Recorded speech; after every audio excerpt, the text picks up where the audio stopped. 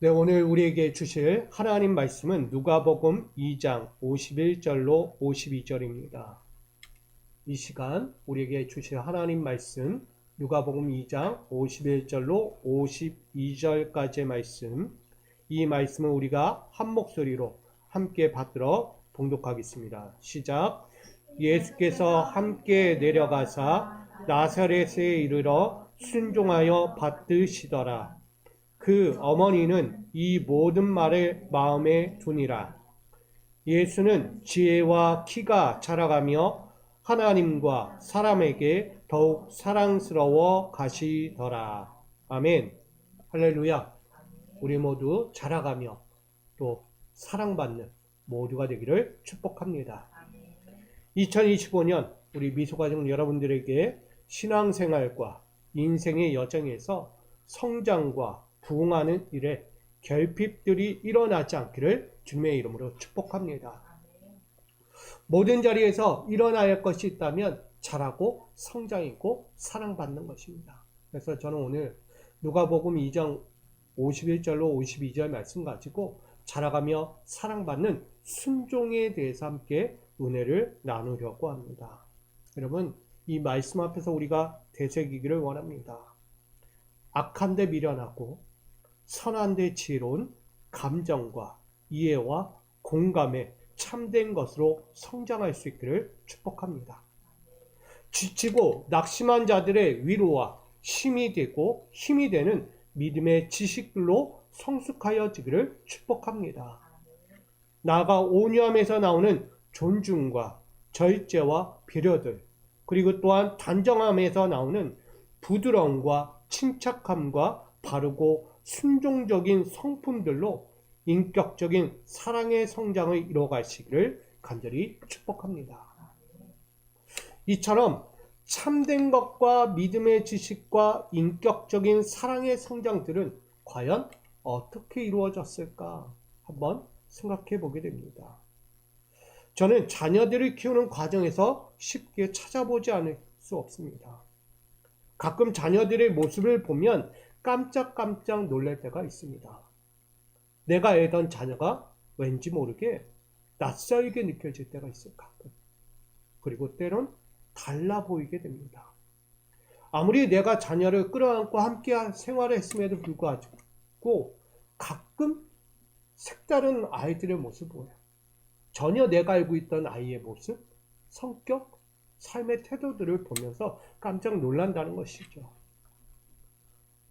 그것은 언어와 습관과 성격과 행동들을 바라볼 때 벌써 이렇게 컸구나라는 생각을 가질 때가 있다는 거죠.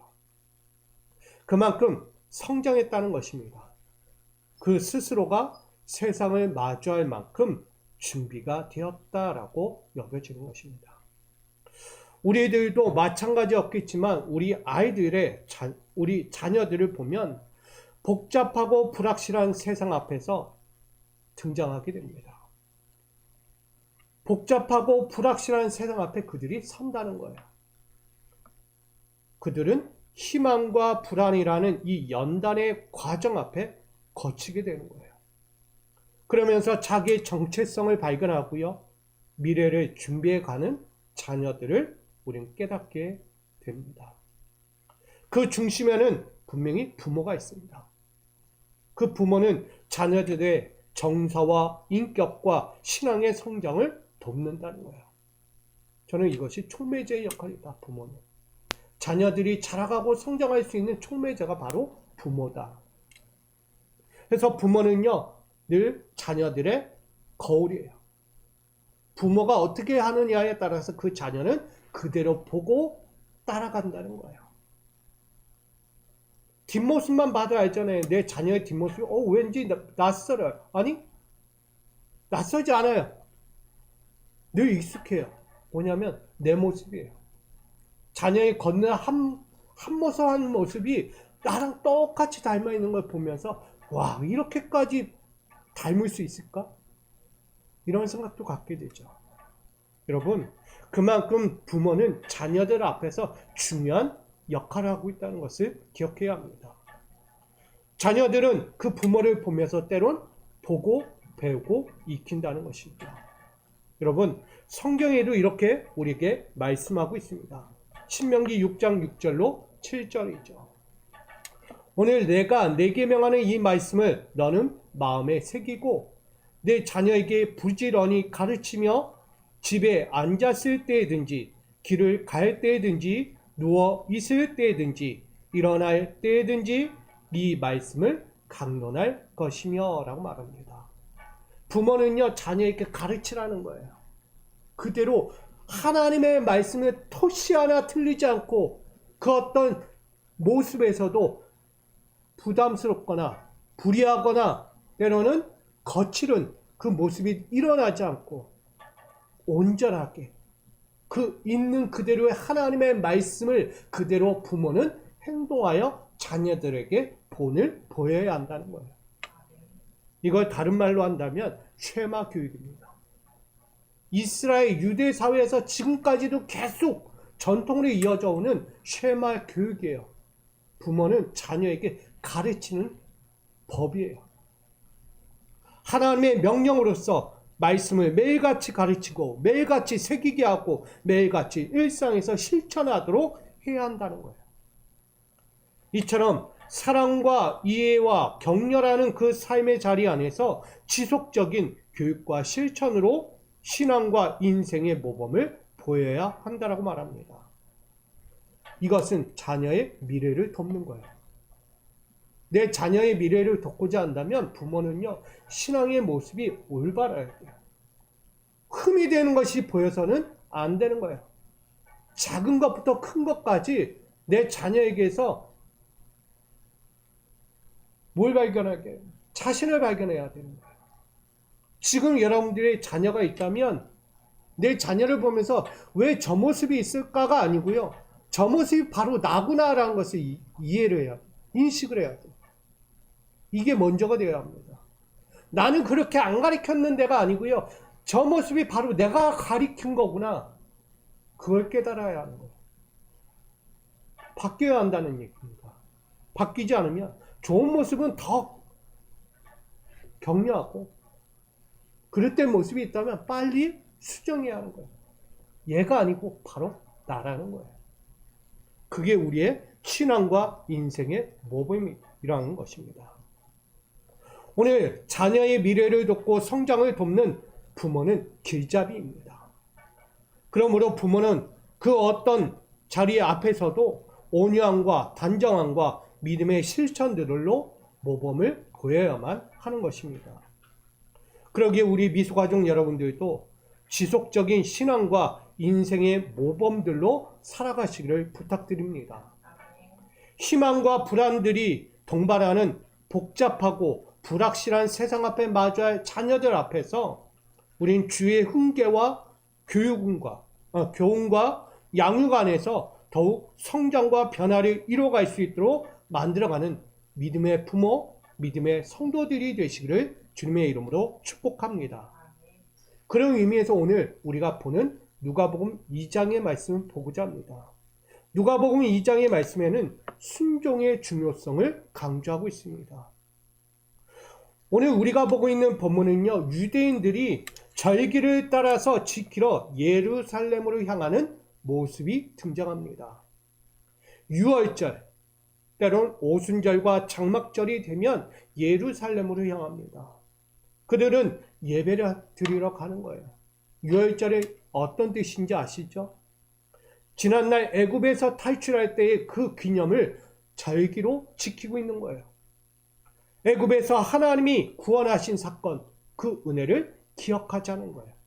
그래서 매 해가 되면 유월절마다 예루살렘을 향하여 모두가 모이게 됩니다. 이렇게 유월절로서 유대인들이 모이는 종교적 축제의 대절기를 향하여 오늘 한 이들이 등장하게 돼요. 때로는 사방 곳곳에서 예루살렘 성전으로 올라와 예배하게 되는 거죠. 먼저는 우리 예루살렘 성전을 향하여 나가는 이 이야기를 신명기 16장 16절에서 함께 보고자 합니다. 함께 읽어볼까요? 시작. 너희 가운데 모든 남자는 1년에 3번 곧 무교절과 칠칠절과 초목절에 내 하나님 여호와께서 택하신 곳에서 여호와를 배웁되 빈손으로 여호와를 배웁지 말고 라고 분명히 전합니다.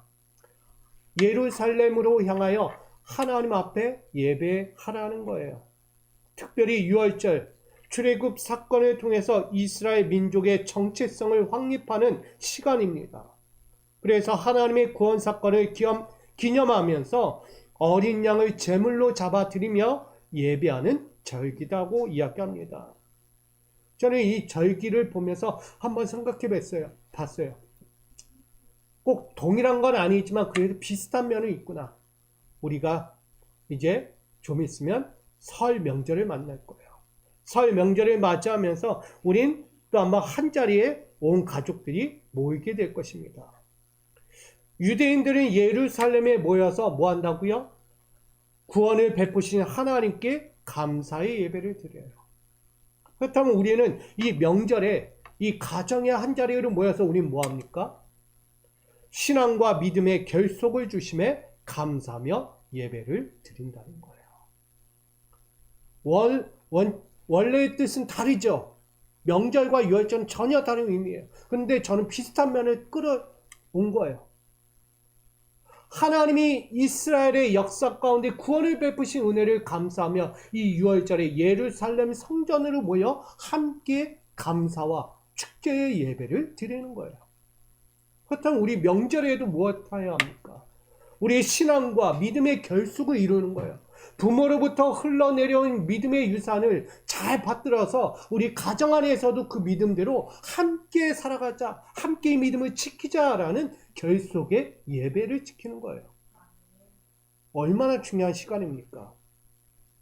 이 두 가지 안에는 구원의 은총과 그리스도의 새 언약을 맺어주신 하나님께 감사하는 예배라는 겁니다. 저는 이처럼 유월절 절기를 지켜야 하는 이유를 생각해 보게 됩니다. 먼저는 하나님의 율법을 지켜 신앙적 삶을 유지하는 것이다.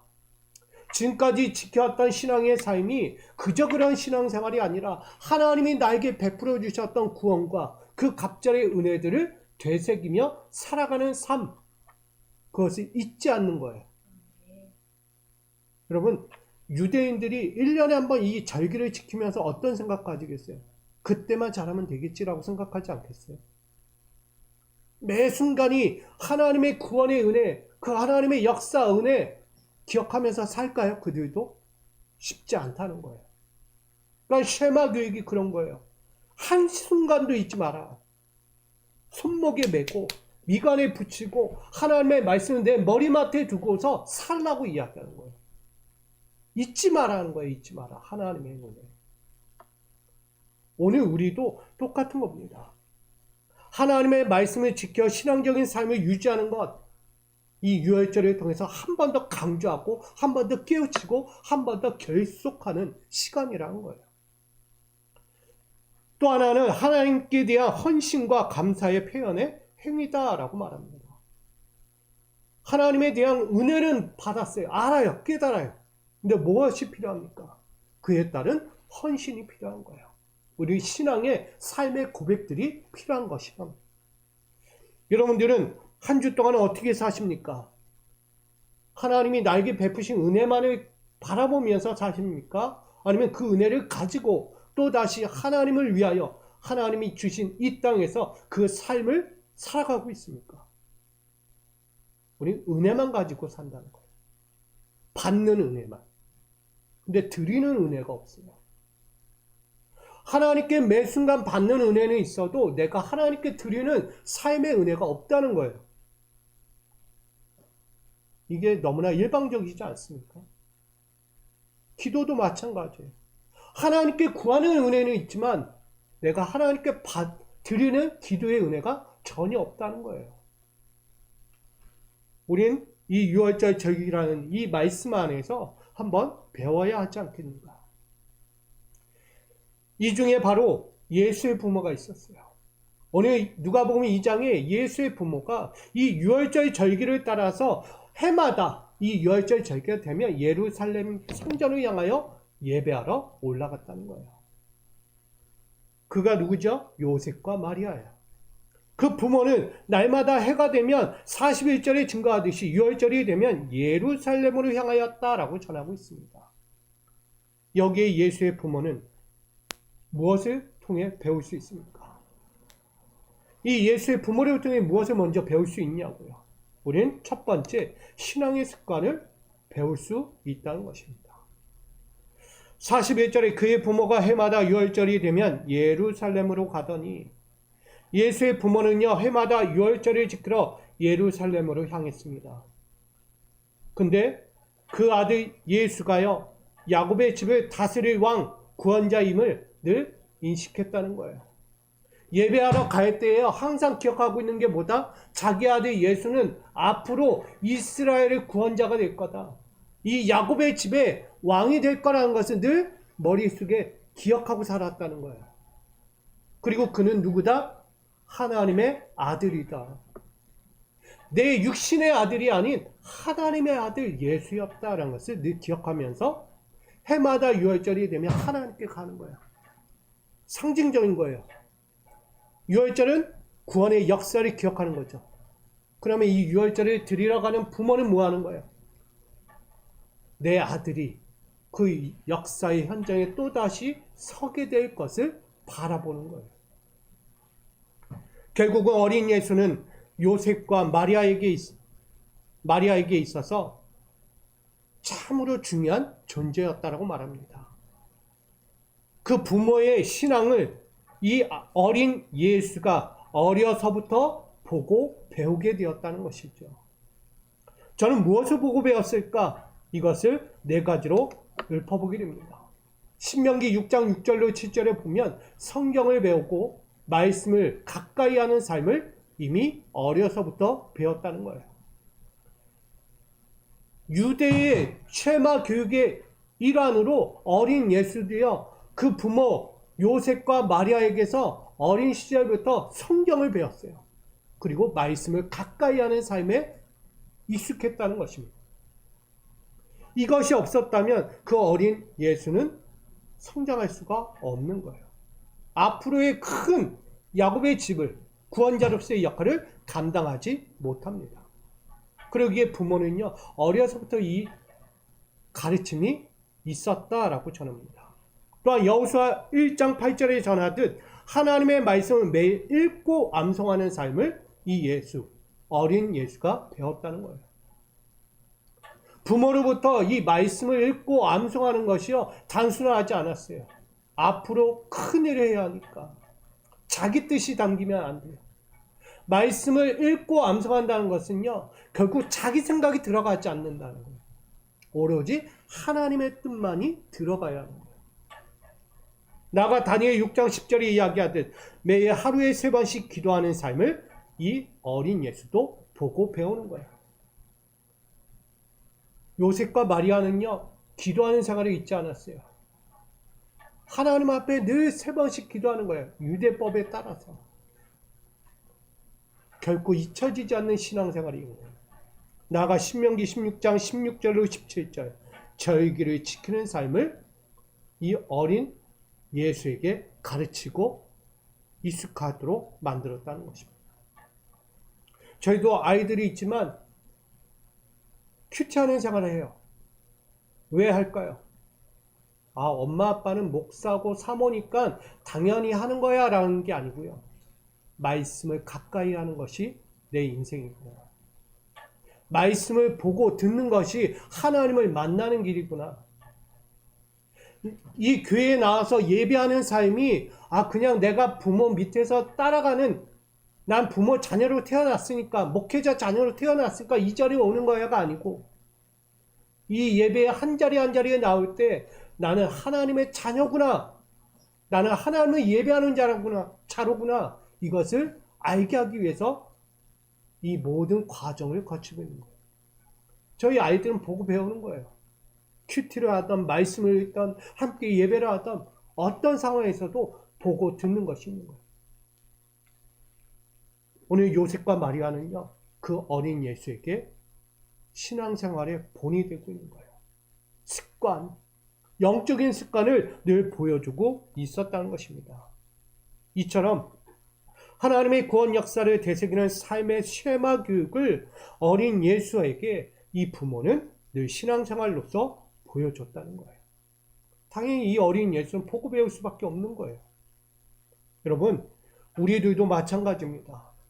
여러분들은 이미 부모 세대로부터 말씀을 보고 신앙생활을 보고 우리는 그렇게 살아왔습니다.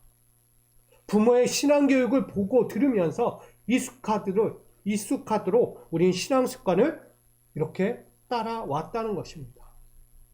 여러분, 말씀을 보고 배우는 것, 신앙의 습관을 이루어가는 것 당연한 거예요. 이것이 없으면 앞으로 여러분들이 신앙생활을 하기 어렵습니다. 자그마한 사건이 나타나면요, 신앙생활 과감히 떨쳐버리고 도망가요. 신앙의 결단 앞에서도 도망칠 사람이 될 수밖에 없어요. 왜? 습관이 없으니까. 영적인 습관을 가져야 합니다. 말씀을 가까이 하고, 말씀을 듣고, 말씀대로 살고, 말씀이 내 인생의 전부이고, 기도하는 인생으로 하나님 앞에 엎드리는 그 삶이 될 때, 그 어떤 상황이 와도 도망치지 않아요. 넘어지지도 않아요. 그 모든 삶의 자리에서 하나님의 말씀으로 이겨내게 되는 거예요. 오늘 우리의 신앙생활은 단순하지 않다는 것을 분명히 전합니다. 그 이유가 뭐냐? 바로 이 부모로부터 어린 예수에게 흘러가는 한 부분이 있었기 때문이에요. 그것이 바로 생명과 진리를 익히는 삶이었기 때문입니다. 신앙생활은 단순한 신앙생활이 아니었다는 얘기입니다. 자그마한 신앙생활 하나에도요, 생명이 있는 거고 거기에는 진리가 담겨 있었기 때문입니다. 여러분, 학교에서 학문들을 배웁니다. 저는 그것을 세상 학문이라고 이야기합니다. 세상 학문은 인간의 지혜와 학식을 추구합니다. 역사와 철학과 언어와 문학, 여러 가지들을 배웁니다. 그 안에서 우리는 이성과 경험들을 통해 위대하고 역사의 전통의 관습들을 배워 이루어갑니다. 그런데 성경은 달라요. 저는 성경을 학문이라고 이야기하지 않습니다. 성경은 하나님의 생명과 진리입니다. 영적인 거라는 거예요. 성경은 영적인 거예요.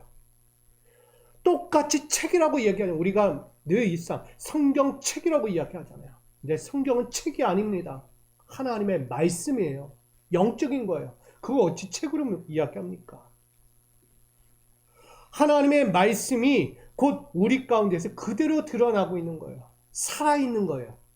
죽어있는 게 아니고 멈춰있는 것이 아니고 살아서 움직이고 있는 거예요. 역동적인 것을, 힘을 갖고 권세와 능력을 갖고 있는 것입니다. 그게 성경입니다. 그것을 하나님의 말씀이라고 우리에게 강조합니다. 근데 그 말씀이 누구냐? 바로 예수 그리스도입니다. 다른 말로 하면 복음이라는 것입니다. 그래서 성경은 살아있는 복음이요, 예수 그리스도라고 이야기하는 것입니다. 그를 통하여 하나님과 인간 사이의 관계를 설명하고 구원의 길을 제시하고 진리와 생명으로 안내하는 하나님의 말씀이다라고 우리에게 강조하는 것입니다. 여러분, 살아있는 복음 예수 그리스도를 통해서 우리는 신앙생활을 하고 있는 거예요. 여러분들 매일매일 성경책 들고 다닙니까? 여러분들 성경책 들고 다녀요? 하나님의 말씀은 책이 아니니까. 하나님의 말씀은 진리예요. 생명이에요. 내가 들고 다니지 않아도 내 안에 담겨 있는 거예요. 하나님의 말씀. 그래서 나를 늘 깨우쳐요. 그릇된 것과 옳은 것을 분별하며 살아가도록 이끄시는 거예요. 그러니까 넘어질 일이 없고요. 다칠 일도 없고요. 고민에 빠질 이유도 없어요. 항상 하나님이 내 안에 계시는 그 은혜를 늘 깨닫고 살아가는 거예요. 그러니까 늘 행복합니다. 늘 감사합니다. 늘 기대와 소망이 넘칩니다. 살아있는 복음은 바로 생명이고 진리였기 때문입니다. 신앙인들에게 있어서 삶의 기초를 다지게 합니다.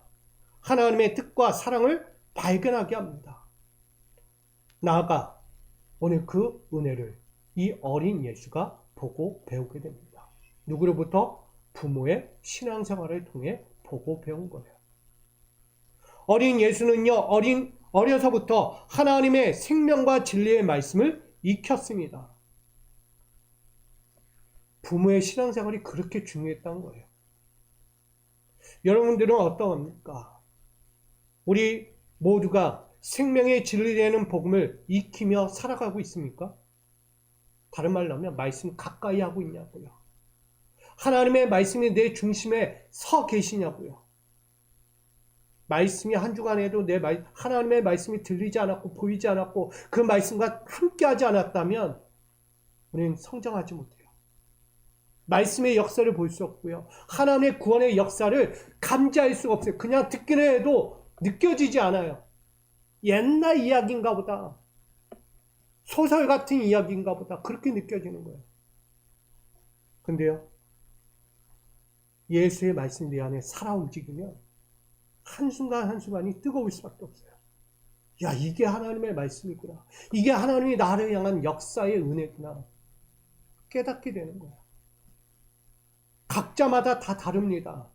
하나님의 은혜가 어떻게 역사하는지는 다 달라요. 똑같을 수가 없어요. 한 주간 살면서 그 은혜를 느낀 분은 감격스러운 거예요. 근데 그걸 못 느끼면 맹맹하게 아무 느낌도 없이 그냥 또 하루 살았구나 이렇게 되는 거예요. 저는 여러분이 그렇게 살지 않기를 원합니다. 하나님이 주신 그 생명과 그 진리가 내 안에서 꿈틀꿈틀거리고 나를 깨우치며 감격스럽게 만들어가야 돼요. 그 감격 없이 여러분 살지 않기를 원합니다. 앞으로 그 은혜가 뜨겁게 역사되어지기를 주님의 이름으로 축복합니다. 오늘 12살 된 어린 예수는요, 그렇게 절기, 30절에 보면 절기의 관례를 따라서 부모님과 함께 예루살렘 성전으로 향하게 됩니다. 그렇게 절기의 예배를 드려요. 부모와 함께 그 유월절 절기를 축제처럼 열심히 드리고 이제 다시 집으로 귀환하게 됩니다. 근데 집으로 돌아올 때 사건이 발생하죠. 그게 누가복음 2장 43절의 말씀이에요. 그 날들을 마치고 돌아갈 때에 아이 예수는 예루살렘에 머무셨더라. 그 부모는 이뤄야지 못하고 라고 이야기해요. 곁에 있던 어린 예수가요, 없는 상황을 맞이한 거예요. 당황스러운 거예요. 함께 했던 내 아이 예수가 없는 거예요. 부모 옆에. 어디 갔지? 어디를 가야 찾을 수 있을까? 부랴부랴 이 어린 예수를 찾으러 이리저리 돌아다니게 됩니다.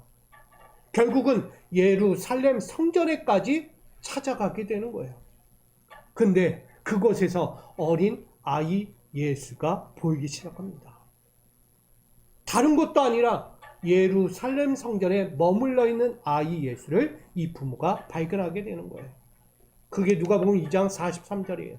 그 날들을 마치고 돌아갈 때에 아이 예수는 예루살렘에 머무셨더라. 그 부모는 이를 알지 못하고. 여러분, 이 말씀을 보면 좀 생각나는 것이 없습니까? 요셉과 마리아 부모는요, 아이 예수를 혼내기에 바빴어요. 너 왜 얘기하지 않고 여기 있는 거야? 왜 우리와 함께 가지 않는 거야? 집에 가자고 했으면 빨리 가야지. 너 왜 여기 남아 있는 거야? 한참을 찾았잖아. 내가 너 여기 있는 줄 모르고 여기 가고 저기 가고 얼마나 고생했는데. 너 부모 마음 모르고 너 이렇게까지 할 거야? 혼내는 거야, 혼내는 거야. 그런데요, 이 상황 앞에서 예수는 어떤 마음 가질까요? 예수의 태도를 보면 압니다. 그것은 저는 이렇게 생각해요. 신앙교육의 결실을 맺고 있구나라는 것을 보게 됩니다. 말씀 누가복음 2장 49절 함께 읽어볼까요? 시작. 예수께서 이르시되 어찌하여 나를 찾으셨나이까? 내가 내 아버지 집에 있어야 될 줄을 알지 못하셨나이까? 여러분 어떤 생각 드세요? 부모는 그 어린 예수가 안 보여가지고 이리저리 찾다 만나니까 혼내기 바빠요. 너 이놈의 자식 어디 갔다? 너 어디 나한테도 얘기 안 하고 여기 있는 거야. 너 때문에 엄마 아빠가 얼마나 고생했잖아요. 마음 졸인 줄 알아. 혼내기 바쁘잖아요. 근데 어린 아이의 입에서 나오는 딱 한마디가 이거예요. 내가 내 아버지 집에 있어야 될 줄을 내 부모여 모르셨습니까? 라고 묻는 거예요. 당돌하죠. 아주 당돌해 아이. 결국은 이 아이의 모습을 보며 예수의 모습을 보며 우리는 생각해 보게 됩니다. 나는 하나님의 성전에 있어야 될 자였다. 나는 하나님의 성전에 있어야 되는 자녀였다는 거예요. 또 하나, 나는 하나님의 뜻을 배우는 자다. 세상의 뜻을 배우는 게 아니라 나는 하나님 안에서 그 뜻을 배우는 자다. 나가 하나님의 사명을 감당해야 될 자라는 사실을 강조하고 있는 거예요. 어린 예수가 내가 왜 아버지 집에 있어야 되는지 부모여 모르셨습니까? 나는 하나님 집에 있어야 될 자고 하나님의 뜻을 받들어야 될 자고 나는 이제 하나님의 사명을 감당해야 될 자기 있기에 나는 여기에 있을 수밖에 없었습니다. 라고 말하는 거예요. 부모 앞에서 그렇게 당돌하게 얘기한 예수의 모습은 참 어떻게 보일까? 여러분은 어떻게 보고 계십니까? 야, 내 자녀가 저런 모습이면 얼마나 좋을까 이런 생각입니다. 내 두 딸이 있지만 야 이런 아이들 너네 왜 여기 있는 거야 할 때 당연히 내가 여기 있어야죠 아버지. 내가 하나님 예배하고 하나님 찬양하고 하나님의 은혜의 말씀을 들으려고 여기 있는 거 당연한 거 아니에요? 제가 제일 좋아하는 게 뭐냐면 저희 둘째 딸이 이야기해요. 교회가 언제 가요? 교회 가고 싶어요 라고 얘기해요. 나 교회 가서 예배 드리고 싶어요. 이게 거짓말이 아니고요. 진심으로 얘기하는 거야 아이가. 저는요 시킨 적도 없고 그렇게 하자고 얘기한 적도 없어요. 근데 그 아이가 얘기하는 거야. 둘째 아이가. 저는 감격스러워요. 이 아이가 왜 이렇게까지 이렇게 아직도 어린애가 이런 말을 하는 게 너무 감격스러운 거예요. 감동이 되는 거예요. 저는. 여러분 자녀에게서 어떤 이야기를 듣고 싶습니까? 신앙적으로 키웠던 인생의 여정으로 키웠던 그 아이에게서 내가 듣고 싶은 이야기가 아니라 정말 내가 알 수 없던 그 긴밀하고도 친밀하고도 정말 성장한 모습의 그 아이의 목소리를 한번 들어보는 것이 소원이 아니겠습니까? 내가 생각하지 못한 말을 하는 것. 내가 절대 이해하지 못했던 그 한마디를 꺼내는 아이들을 내 자녀의 모습을 보고 싶은 거예요. 여러분 요셉과 마리아는요. 신앙교육에 있어서 잘 키웠다라고 저는 생각합니다. 아이 예수가 자라나는 그 모습 순간순간에 생명과 진리의 말씀을 끌어안기 위해서 날마다 성전에 있기를 원했고 그 하나님의 뜻을 받들려고 한순간도 잊지 않았다는 거예요. 얼마나 하나님의 말씀을 잘 자라났는가를 우린 이 예수를 통해 발견하게 됩니다. 그것이 바로 누가복음 22장 40절의 말씀에 등장해요. 아이가 자라며 강하여지고 지혜가 충만하며 하나님의 은혜가 그 위에 있더라. 그냥 있을 수 있는 게 아니에요. 그냥 이 자리에 앉아 있는다고 그렇게 가능합니까? 아니에요. 그만한 열정을 갖고 그만한 신앙의 태도를 갖고 있기에 가능한 것입니다. 그런데 이 말씀이 오늘 본문은 이렇게 전하죠. 예수는 지혜와 키가 자라가며 하나님과 사람에게 더욱 사랑스러워 가시더라 라고 말합니다. 세상 학문처럼 자라는 것이 아니라 영적인 하나님의 말씀으로 그 깊이와 은혜로 자라났다는 거예요. 전적인 성장을 이야기합니다. 신체적으로, 지적으로, 영적으로 모두가 하나가 되었다는 거예요. 아이 예수. 그러니 이 아이, 하나님의 아들인 예수는요, 어떤 일을 감당할 수밖에 없는가? 저는 이렇게 세 가지로 보게 됩니다. 하나님의 아들로서 인류의 구속사를 이뤄갈 예수였다. 첫 번째, 예수의 말씀은 영이며 생명임을 알게 하는 일이었다. 앞으로 그가 하나님의 일을 감당하며 던지게 될 말씀 하나하나가 자신의 이야기가 아니고 자신의 경험이 아니고 자신의 생각이 아니다는 것을 말하는 거예요. 어떤 말씀이다? 영적인 말씀이다. 생명이고 진리의 말씀이다. 그것을 어디서 얻었느냐? 하나님에게서 얻었다. 그걸 말하고 싶은 거예요. 예수가 한마디 한마디 던지는 세상 앞에 유대 사회 가운데 던지는 그 말 한마디가 자기 생각으로 전하는 게 아니라 어디서 이런 말씀하지? 어떻게 이런 말들이 나오지? 저 예수가 누구냐? 사람이 좀 궁금해요. 그럴 때 이야기되는 거예요. 하나님의 말씀이다.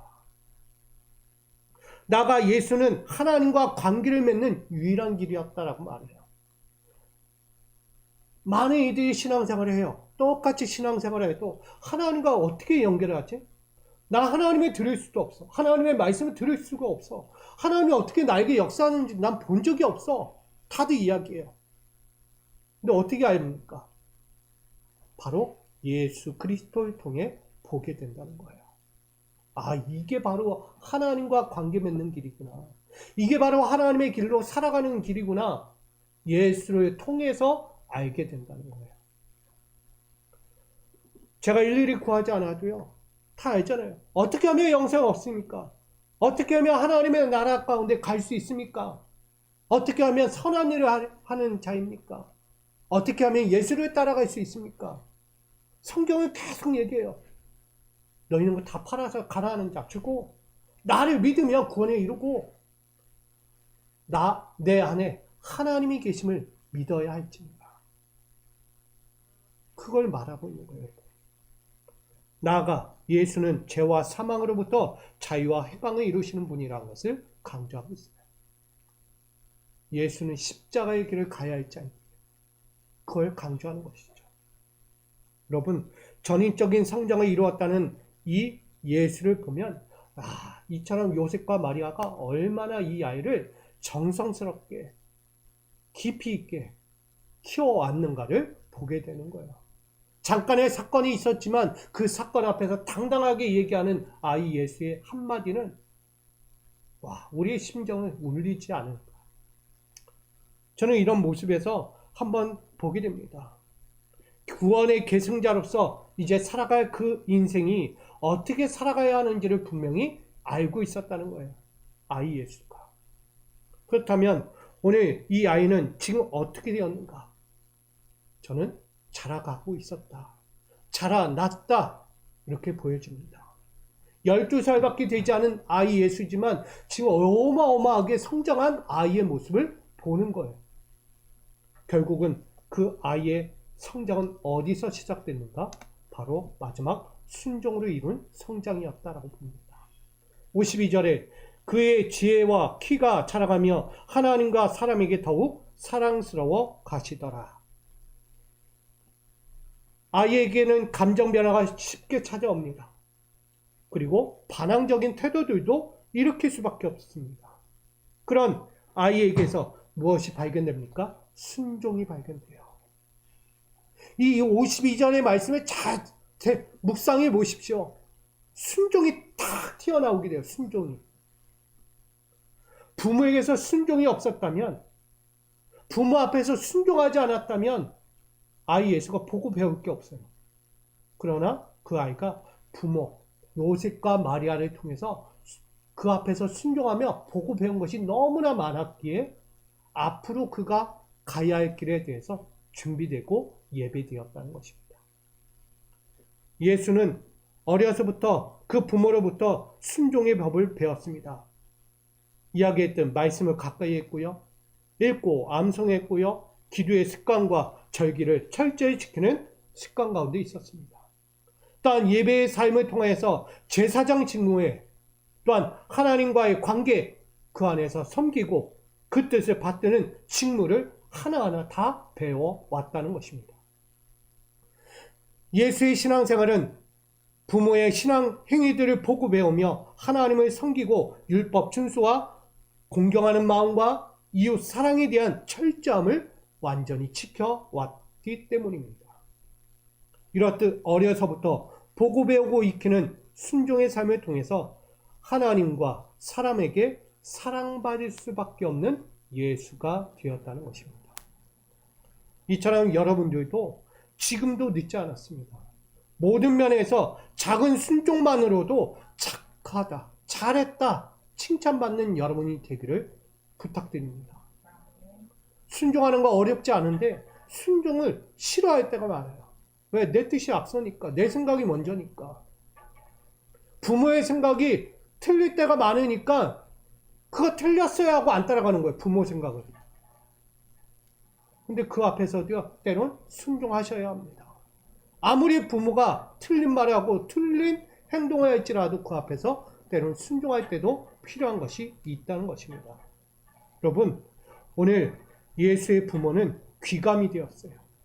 예수 앞에서 영적으로 신앙생활에 귀감이 되었다는 거예요. 저는 여러분이 어떻게 살기 원합니까? 예수는 그 귀감되는 부모 앞에서 순종으로 살아온 거예요. 그렇게 자랐고 사랑받았어요. 저는 오늘 이 마무리로서 누가복음 2장에 자라가며 사랑받는 이 순종이라는 말씀을 통해서 저와 여러분이 그렇게 되기를 축복합니다. 어린 예수가 그렇게 순종의 신앙으로 잘 자라서 영적인 신앙의 기반을 이루었던 것처럼 오늘 우리들도 그렇게 신앙적인 기반 아래에서 순종의 신앙으로 잘 자라나고 사랑받아야 될 줄 믿습니다. 그러기에 순종은 성장을 이루는 하나님과의 동행입니다. 여러분들이 하나님과 동행한다는 뜻은 바로 순종하고 있다는 뜻입니다. 그런데 하나님과 동행하지 않는다는 의미는 뭐예요? 내가 지금 순종하지 않고 있구나라는 거예요. 아주 간단하죠. 그러기 오늘 신명기 10장 12절로 13절에 이야기하는 이 말씀을 되새겨야 될 줄 믿습니다. 지금 주 당신들의 하나님이 당신들에게 원하시는 것이 무엇인지 아십니까? 주 당신들의 하나님의 명령과 규례를 지키는 일이 아니겠습니까? 라고 말하고 있는 거예요. 함께하는 자는 지키는 거예요. 하나님과 동행하는 자는 지켜가는 거예요. 근데 동행하지 않는 자는 결코 지키지 않고 순종하지 않고 자기 멋대로 살아가는 거예요. 저는 결론을 맺고자 합니다.